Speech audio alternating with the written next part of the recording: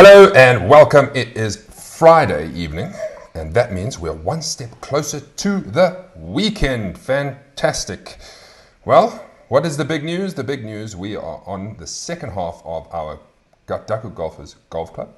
We've taken a lot of debate to get to this point, and we're excited to move on to the second half. It's going to be a bit easier, less holes to choose from. So the conversation gets a bit, the debating conversation is a bit less, but we will keep you entertained anyway on this Friday evening. So grab your phones, grab your popcorn, grab your drinks, whatever, if you have any drinks, and then let's talk. So let us bring back the best four that's in, or three that's in the business. Hello, everybody. Hello, Fats and Dylan and Ryan. How are we today? Ahoy! What's up, guys? Good. Very well. Is everybody looking forward to the weekend? Any updates on the golf? So, you know, it's difficult. We hear things and then they say, yes, his golf is open, non-contact sport, but what's the regulations? I saw somebody send me a thing today saying that in June, it's going to be 18 to 36 handicaps. July, it's going to be July, from yes. 9 till 18, and then August from scratch to 9. I said, why would the crappy golfers start first? If that was going to be the more case. social distancing. But anyway, that can't be true. So whoever sent that to me, yes. Okay. It's time to introduce our guest. Now this guest has still got plenty of sunlight and has some warm weather and is the only golfer to have played golf in lockdown so far. Legally. Jealous. Let's give him a drum roll. Boom. There he is all the way from Canada. Hello, Jaco Grobler. How are we today? What's up, people? Doing good. Sun is still shining. It's 1 o'clock in the afternoon, so there's still plenty of time to go out and get some golf done for the day, legally. Legally. So, Jaco, tell us, while everybody's saying hello, let's just say hello to everybody. Quibus, how's it? Another night. I don't think he misses us. We are like his mini-series on Netflix. Well done, Quibus. Andrew Shepherd, thank you for joining us yesterday from Blue Valley. I've been chatting to Andrew. He wants to give us some specials for our Duckhook boys, so keep an eye out for that. And then anybody else? Okay. Jaco, I want to ask you one thing. Let's go to a close-up of you. Boom. Meneer, I have this picture of you playing golf. So explain to us, or take us through your first round back in the rain. So that was, the first round back since October of last year. The golf season got delayed probably by about a month. Got out to the golf course, driving range wasn't open, so they're still very strict on, like, you're only allowed to arrive like 20 minutes before your tee time. And the first hole came and I duffed two, ended up making a double bogey, and then sort of found a bit of rhythm again, and then 3 holes in, it just started raining for the rest of the 18 holes. Got super wet, but anything is better than nothing, I suppose. 100%. Anything is better than nothing. Okay, I wanted to share with you some, where is this thingy? I wanted to share with you some memes from the week. Well, that's not the meme, sorry. You're not the meme. This is the meme. It was a meme that day, so. Yeah, this is the meme. How I feel every time I make a par. This is exactly me. Anybody else? No? Sometimes. I can relate. Okay. And then I thought, what about this one? Every time I open a new box of balls. This might be Glen Vista for many people because that is on the list today. True that. I think that's definitely happened to everyone. Everyone. Definitely. Everyone. Especially when it's like Especially when you it's brand save new them. one. Get a brand new ball and first shot, it's gone. Let us Very recap. sad. Recap time before we get on to hole number 10. All right, we have to do this. I'll go through it today. Reading, par 4. Glen Vista, par 5. Kyalami, par 3. Glendower. Woodhill. Glendower. What? Oh, sorry, Glendower. Glendower. Woodhill, it's been a long day. Par 4, stroke 1. Then we go on to the 5th at Danefern, the 6th at Copperleaf, also the stroke 1. The 7th is Irene, and Serengeti was the 8th. And then adding to the list yesterday, Blue Valley's par 4 9th, which is still 419 meters. I find it deceptively long, although it doesn't look so long from the tee box. So what have we got today? Today we have 9 holes to choose from. we've got Peakenwood. Let me just get my notes here. 7 par 4s, 2 par 5s, and 0 par 3s. Peakenwood has, for me, one of the most enjoyable par 5s to start. The par is on the cards if you get your breakfast, lunch started well for the next 9. Eagle Canyon, I like this hole, teeing off from elevation. Visually it's very pretty and tricky, but nice hole to play. Rand Park has a stroke 5 at under 400 meters. Highlands Gate has a daunting 10th, especially from the back tees. Bunkers left and snake territory on the right. Need a good shot here. Royal has an extremely long par 4, stroke 3 at, is this right? 450 meters. That's what I got off the card. That seems miles. That's like a par 5. Glen Vista, populous election today with water being within the drive. Ibotzi's got their 10th, similar to the first. Houghton's got an enormous par 5. I think this is tough. Going dogleg right all the way around. And then Jackal Creek has a risk reward. I can reach it, par 4. Who would like to start today? Fats is starting today. Fats, give us your rundown of the hole you want to use. Right, Maz, thanks. I actually changed it up a little bit lately due to I really want Highland Gate, the 16th, to be our choice. So that's on my list. So I've gone for Peakenwood, the par 5. There's a couple of reasons. I think we have quite a few tough holes selected already. A couple of stroke 1s in there. The 8th at Serengeti is a really tough hole. So to me, I felt like we needed a quite an easy, shortish par 5 in our golf course. A scoring hole. And even the higher handicappers have a great chance of making par here. It's not a long hole, not complicated, pretty straightforward. So to me, I really, really love this hole as a starting hole at 10. Get the backline scoring going, 3 points, maybe a 4-pointer. So a nice, easy par 5, because I've got a feeling we might pick another really difficult par 5 on the back nine. Mm-hmm. Very good. I also like that. I enjoy starting on Peakenwood. The thing with Peakenwood, if you start on the 1st or the 10th, it's still a great golf course, either way around. All right, next up. Dylan? I'll go for it. Ryan, go for it. I've gone for one which I actually haven't looked at the poll today. I think it'll be quite popular though. Glen Vista. For me, I think it's quite a tough start to your back nine if you've started on 1, and obviously always a tricky start if you're starting on 10. As we said on a couple of holes, it brings in your tee shot. You really need to decide what you want to do on the hole. It's quite a long hole, and you don't need to get too cute on the tee shot. You can leave it well short of the water, but I think what a lot of people try and do is get as close to the water as possible, which I think is probably the wrong decision, because it is massively downhill as well. So there, as Maz has got on there, 230 from the white tee box. It's not crazy long.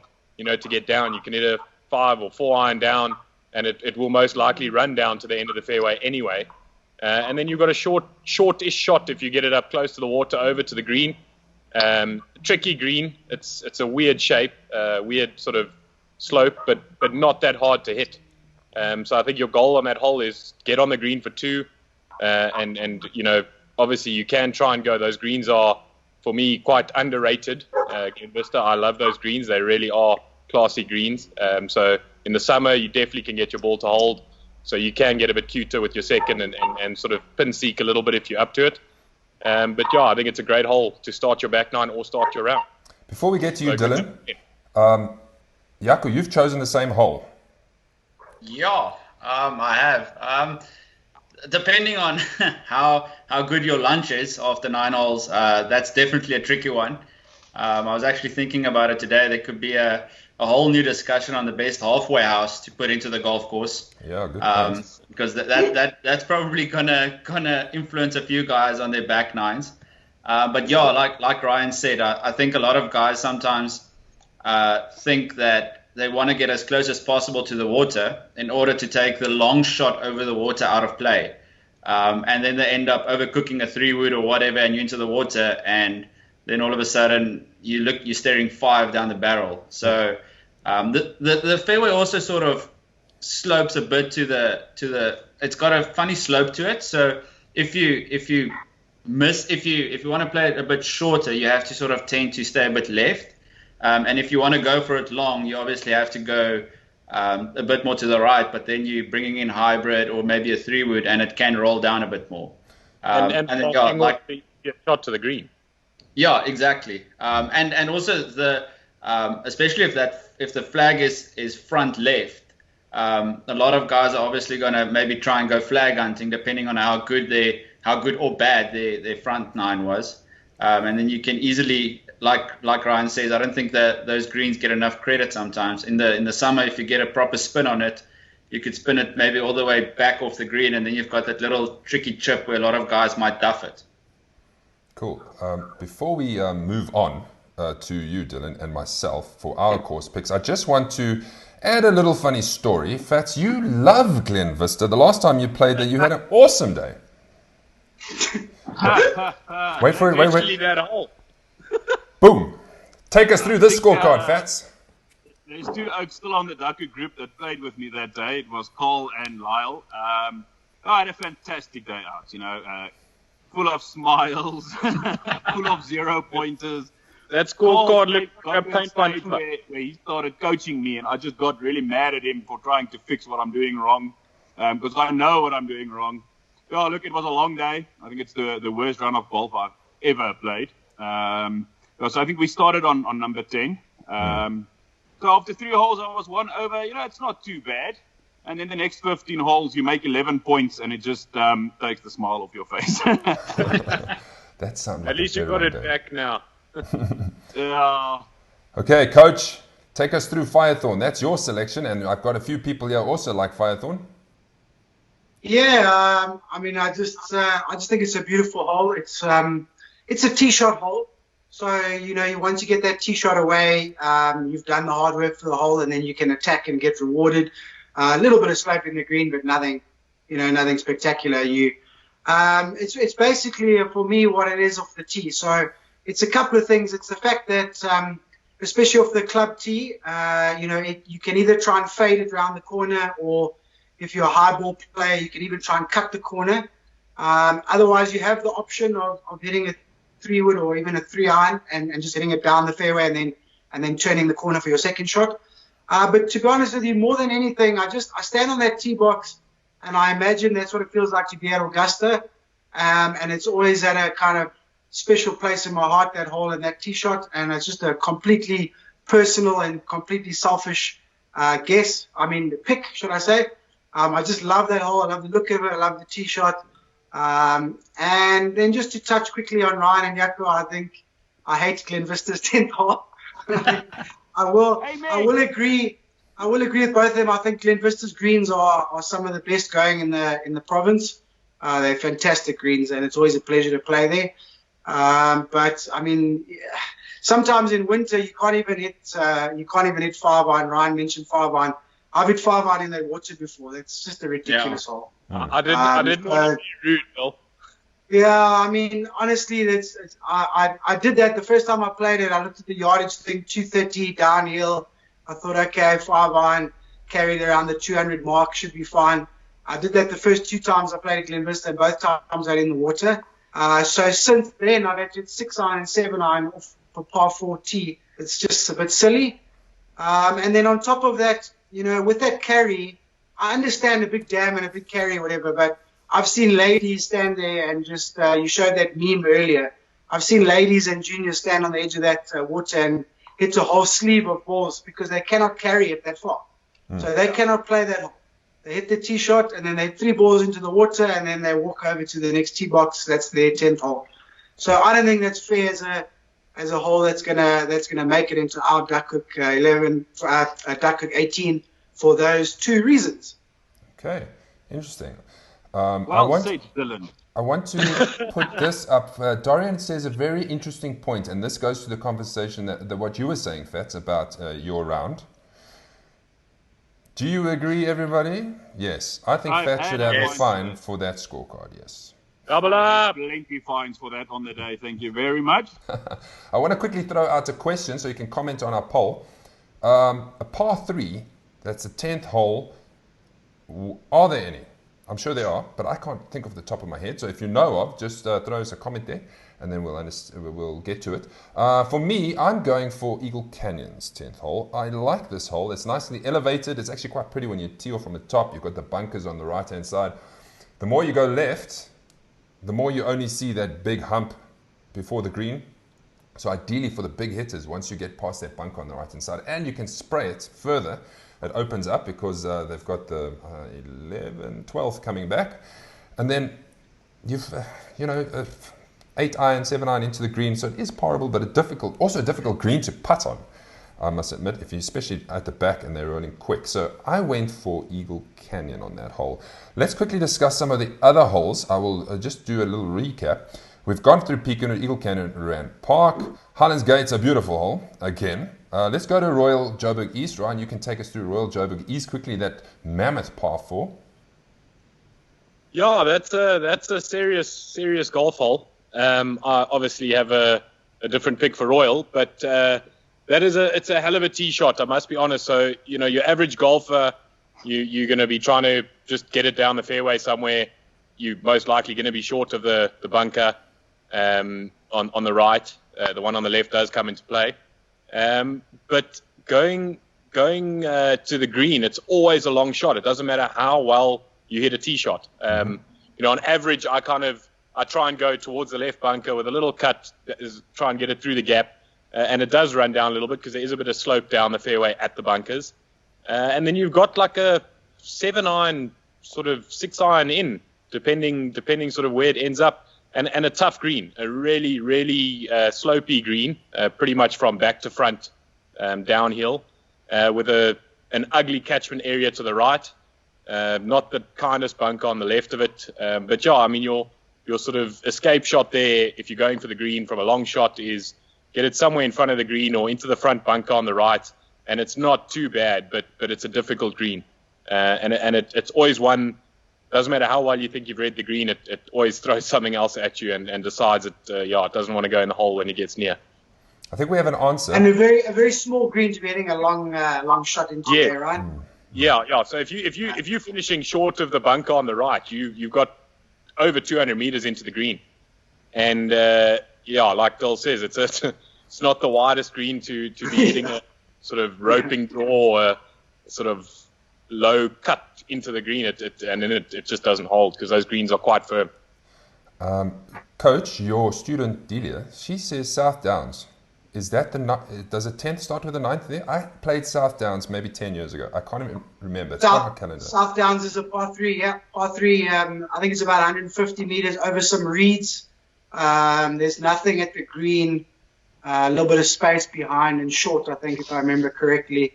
But yeah, South Downs does definitely start with a par 3, yeah. Well done, Delia. Thanks for participating. If there's any other holes? There's another one that I'll throw out there, which is quite an obvious one if some people know the KZN, sort of the north coast side. Mm-hmm. You got some beef. All par 3. It doesn't count. I think Cater Ridge starts with the par 3, I think. So that's the first. That's also not a great way to start your early morning, I think, personally. Especially if you're hitting it over the water. We play on WGT, the golf game. Which course is it where it's got that? The 10th is a par 3, isn't it? Over the water, and the whole occasion is always in front. Isn't that Olympic Club? It could be. My memory fails me for a second. All right, we've got 1 or 2 holes left that I quickly want to touch on. Dylan, don't you want to touch on because it's only par 5 on our selection that we can choose, just touch on Jackal Creek's par 5? Which hole is that, Max? It's not par 5. I apologize. It's a par 4, the drivable one. I meant how to par 5. The drivable one. Yeah, so to be honest with you, I mean, it's not a bad starting hole for people that are going to start on the 10th. But to be honest with you, I mean, I really, as much as I love Jackal, I dislike this hole so much. You can't see on that graphic there, but the green is cut in half because the entire back of the green is unusable because it falls away so dramatically. And then behind that green is nothing. So if you do it over the green, you kind of end up on the 8th hole. Which is a bit silly. And then short of the green is about about a 5, maybe 4.5 meter gully. It's fairway down there, but it's a sort of a random gully. I don't really understand it. Jackal Creek did build a back tee for that hole, which made it 375 or 378 meters, I think. Mm-hmm. And all of a sudden, that became a really good hole because the landing area was correct where it should be, back in the fairway where the bunkers are. And that stuff that I've just described didn't really come in play unless you hit the ball, your second shot, quite badly. So it became quite a nice hole off the back tee, elevated and a little bit blind. But due to some houses and stuff and some complaints, they've had to take that box out of use, unfortunately. So it's a little bit of a filler hole, unfortunately. Not too bad for some beginners who chip it down the fairway, but other than that, it's quite a poor hole. Okay. And especially if you're in that bunker in front on the right, yeah, you can't even see the green when you're trying to hit out of that bunker. Okay, finally, it's just Houghton. This is the par 5. I find this extremely difficult, this par 5, because if you don't, you've got that tree on the left, right? So if you're hitting with a fade, like I hit it, issues. Okay, then you've got bunker left, so the driving range left. So if you overdo it, you're in trouble. And then if you hit it far enough to actually hit your second further around the corner without having to lay out before the end of the fairway, I think that is such a difficult hole. It's a stroke 17, I think. Crackerjack of all. And you got those overhanging trees on your second shot. You've got a tiny green, and you've got a million fairway bunkers. So, if you do decide, okay, I'm gonna lay up, I'm not gonna take on this slice around the corner, then you've got to match up your line with where you decide to lay up. Otherwise, you end up laying up in a fairway bunker. And as we know, a 70, 80 meter fairway bunker shot is no fun for anybody. No, not at all. Not at all. Okay, I just want to show you here. Ruben says, Rand Park is my favorite, but there is no other hole for Glen Vista. Corbus had a similar question. He said, what other hole would we choose for Glen Vista? And that is mainly the talking point, I think, is like, if it's not the 10th, then what other hole? Let's throw forward. From 11 to 18, any specific holes? Not necessarily that it has to be, but do you like any other holes at Glen Vista? Number 14. Which one's 14? That short little one that goes down. Yeah. Okay. Yes. That's a really interesting hole for me. Is that the one after the Water. stroke 1? After the stroke After the par 3. Yeah. After the par 3. Yeah. And that's also a lovely par 3. It just unfortunately is number 13, and I think there's many picks other than that. Yeah. I think it was Basil who said that he doesn't really like that hole because it's almost like it's to me that 14th at Glen Vista is a stupid hole, honestly. I think it's just because I've blacked it out every single time, either hitting it short into the water or trying to be funny with a driver. So yeah, I think it would be in there. Hole, maybe. You can't hit driver there. So exactly. But you make stupid mistakes. Okay, I want to show you something. I didn't get the poll for you to show here, but I'm going to show you here. It's probably upside down. Where's the camera? If you can see anything, it says Glen Vista. 13 people voted for it. So it's pretty much unanimous that Glen Vista, the 10th, is going to take it for today. Okay? What have we decided for the 12th? Ooh.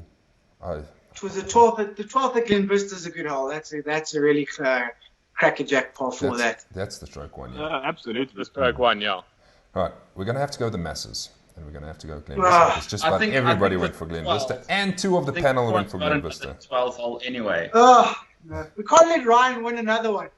No way.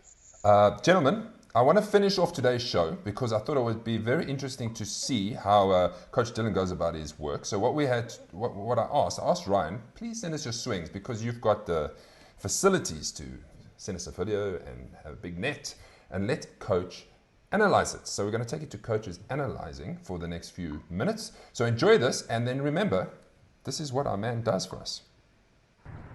Hey guys, okay, first I just want to say thanks for giving me the opportunity, and thanks to Ryan as well for allowing me to analyze his swing and give him my thoughts and my feedback.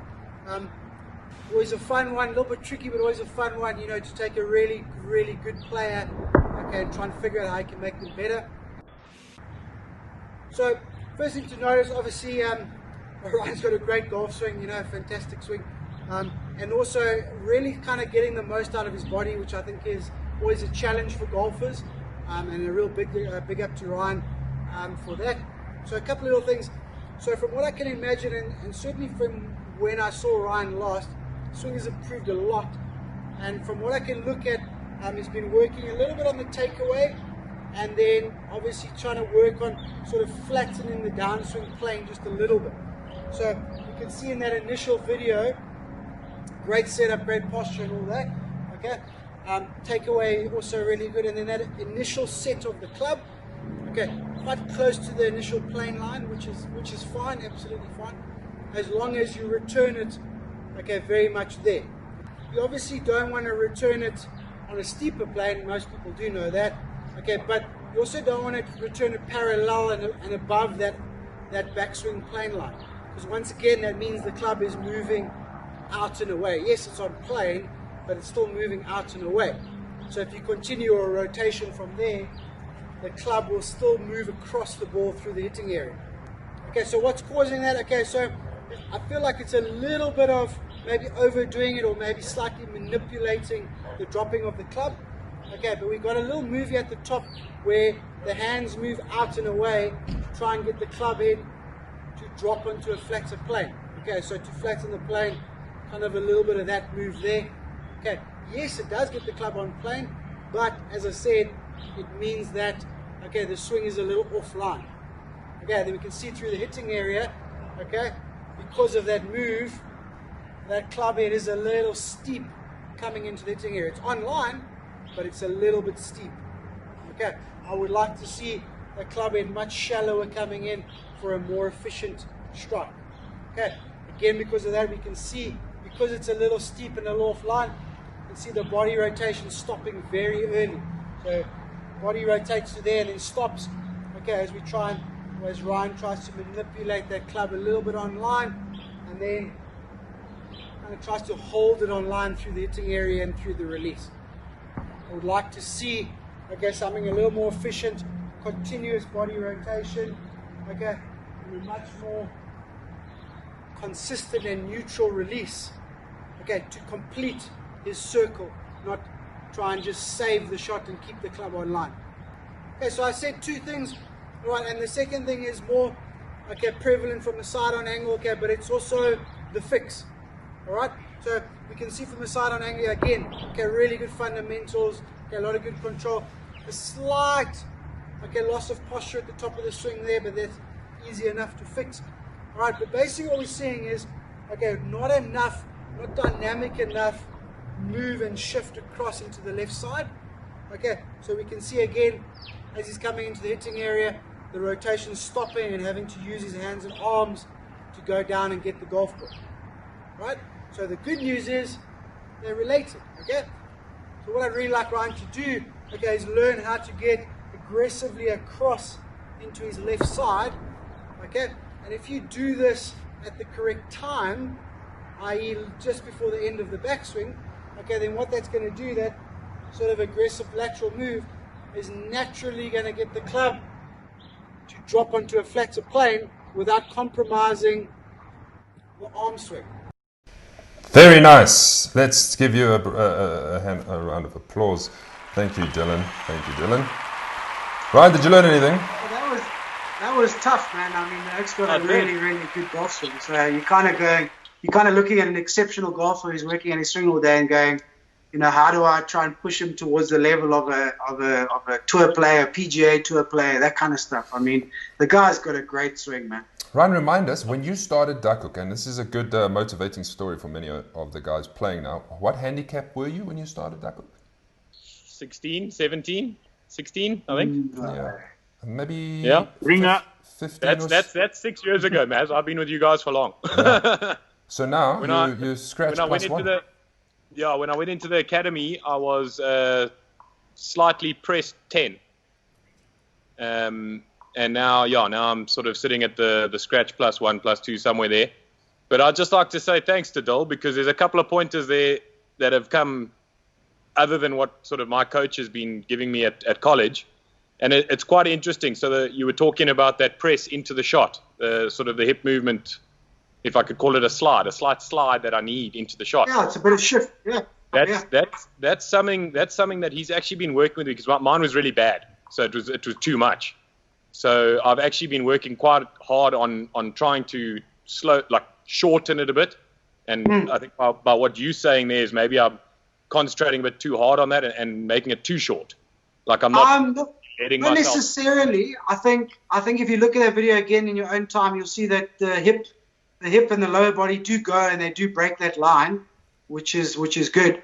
You got to learn. I think you got to learn how to let your upper body go with it. Okay. Yeah, that's where I've been quite limited. If you allow your shoulders to go a little bit with it without rotating, then you're going to create a lot of space for the club to drop into, which is, I know, or certainly I can look at what that looks like, what you've been working on, certainly from the last time I played with you. And then that's just going to make it so much easier to rotate the club face back to square rather than have to kind of keep dropping it as you're hitting into the hitting area. Yeah, like I said, that's pretty much all we've been working on, is getting my separation and getting the movements, getting my sequencing a bit better, and obviously finishing the shot. The shot always been something that's probably just let your head and your upper body go with it, and I think it'll all match up quite nicely. Well, that's it, boys. We've been on for 32 minutes. I know it's Friday, so thank you for allowing us to stay and taking up your time a bit extra. We want to thank you, Yaku. Thank you for joining us as our special guest on episode 10. Thanks for having me. It's a pleasure. Then everybody at home, you guys can get on the golf course soon. Yes, have a fantastic weekend, everybody, and we will let you know when we're back on air. So as we do normal, let's give us our... Thank everyone for the comments there. The what? I said just one extra thing. Thanks to everyone for the compliments and comments in the... Yeah, great. All right, we're going to do the long wave. I'm waiting for a swing, Rupert. Long wave. Goodbye. Cheers.